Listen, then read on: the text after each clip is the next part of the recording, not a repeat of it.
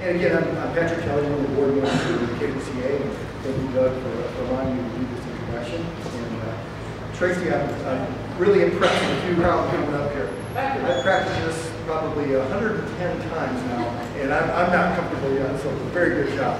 And I was going to start this out by saying, a lot of you out there are probably wondering who Buel Patterson is and why he's deserving of this KWCA honor.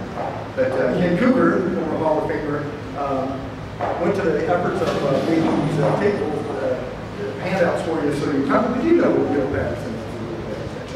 But anyway, I'm going to talk a little bit about him and hopefully understand by the end why it's a long overdue honor for Buel Patterson. So he was born in 1904 in Arkansas and moved to Oklahoma where he was raised and went to Oklahoma A&M, which is now Oklahoma State University. So not only did he go to Oklahoma A&M, but he wrestled for Ed Gallagher. And a little bit about Ed Gallagher. So the NCAA was sanctioned for wrestling in 1928.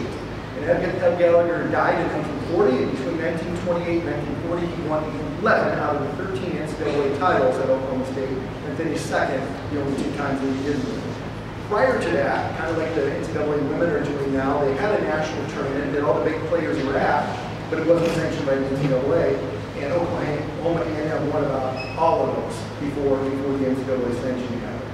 And Buel Patterson was a 1925 national champion at 125 pounds, and his junior and senior year, he was undefeated both years, but his junior year he had a broken collarbone and wasn't able to go to the nationals, and his senior year he came out with the bumps and didn't get medical clearance before nationals. He was undefeated those 2 years as well. Back in that day, being the captain of your college wrestling team was really a big deal. You were generally named team captain at your banquet your junior year after the season and held that title for an entire calendar year. Well, Buel Patterson, so at any university, it was a big honor. But you can imagine with all those accolades that A&M had, you were the big man on campus if you were the team captain of the Oklahoma State wrestling team at the time. And Buel Patterson, in the 1926-27 season, was the team captain.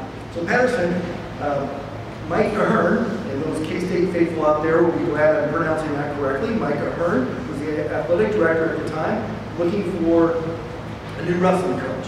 And one thing about Ahern, he wanted K-State to compete with the big players nationally. So he was trying to upgrade facilities and hire top-notch coaches.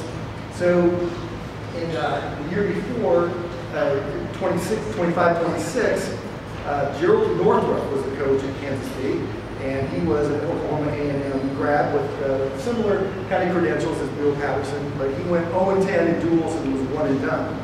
So Ahern contacted Gallagher again. Gallagher highly recommended Buel Patterson to take over the position, and he picked out a plum when he chose Patterson. As you can see the accolades up there, 4, maybe 6 titles, 4 times they placed in the top 10 in the NCAA tournament. In 1931, Kansas State University finished 3rd in the NCAA championships, behind winner Oklahoma State. 2nd was Iowa State. 3rd was Iowa Teachers, which is now Northern Iowa, and 4th or 5th was Lehigh University. So a pretty elite group of teams that Buel Patterson coached his athletes to. So that's a picture of the 1930-31 team. He was 20 years at Kansas State, but 16 years in the coaching role. To explain that, there were 4 years where the university was shut down because of World War II. So he was at K-State for 20 years. Buel Patterson was part of the ROTC program at A&M and proudly served his country in World War II. He had a post on campus for a time, but most of his time was spent in the European theater, where he actually did some coaching as well there. After he came back from World War II, he stayed for 1 year at K-State and then left for the University of Nebraska. In Nebraska, he brought that program to a Big 7 title and then moved on to the University of Illinois, where he spent his last 18 years. So 41 years he was at a major institution in D1. And not only, and at Illinois, by the way, he took them to a Big 10 title, and he also had 3 individual national champions at Illinois. So quite a career. quite a career as a coach. But he didn't only coach. He was very well nationally known as a coach that was heavily involved in the associations. For 10 years, he was the editor of what was called the Wrestling Guide. And this thing went out to every college, no matter what division across the nation, and even eventually high schools. But the editor's job was to put this thing together and recap the previous season, all the conferences, all the dual meets, and the editor kind of set the tone for the season. What do we need to be looking out to? What do we need to be doing better? The rule changes. So he was a big player nationally in the coaching ranks. He also co-authored a book. And for 2 years, boxing was a varsity sport at K-State.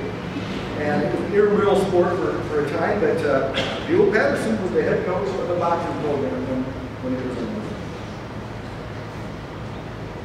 there. He started a tournament called the Missouri Valley Tournament, basically to give freshmen the opportunity to wrestle in a big tournament. At the time, freshmen weren't allowed to wrestle in the varsity team. That didn't happen until about 72 or 73.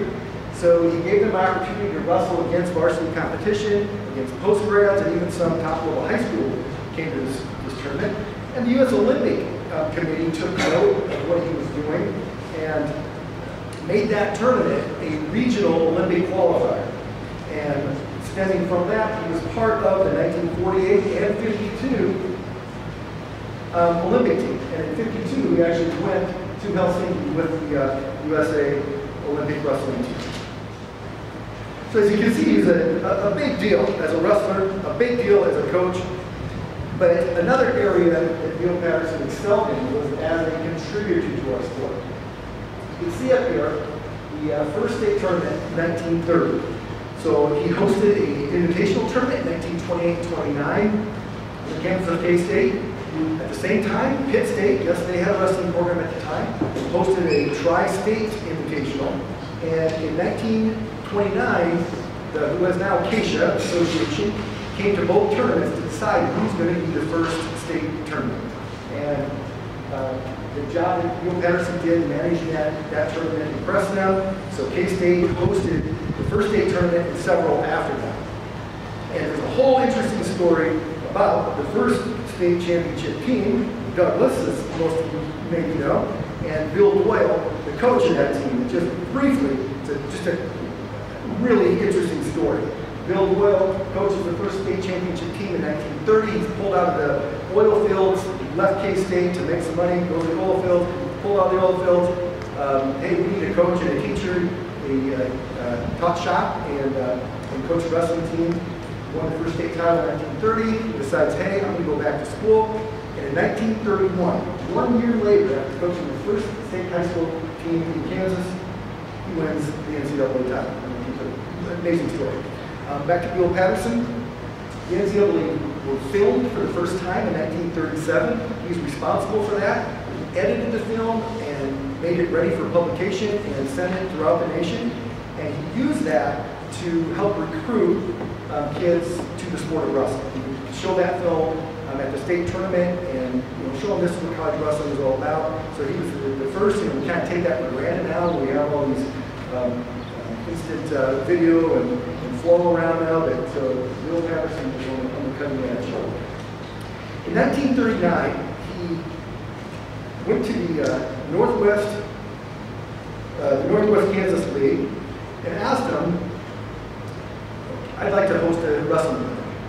So in 1939, Colby High School was a host of the first wrestling clinic for coaches.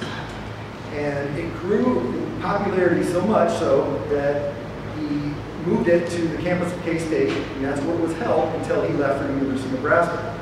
The next coach, Red Bernard, did not continue that clinic, but a few years later, so he was in the coach for 6 years, and then a familiar name, it should be all familiar to everybody, Fritz Dorn, namesake of this weekend. He was named coach in 1953, and in 1956, he started what is this very clinic. So this is the 68th clinic in a row, going back there. He would be similar, where you invite a top-level coach in to show technique, talk about rules, very similar weekend. So we can really look back at Buel, Patterson, and Fritz Nohr as so important in the grassroots effort in the state of Kansas and West. In 1959, Buel was named to the Helms, inducted into the Helms Wrestling Hall of Fame. Before individual sports had halls of fame, the Helms organization named the people to those halls of fame.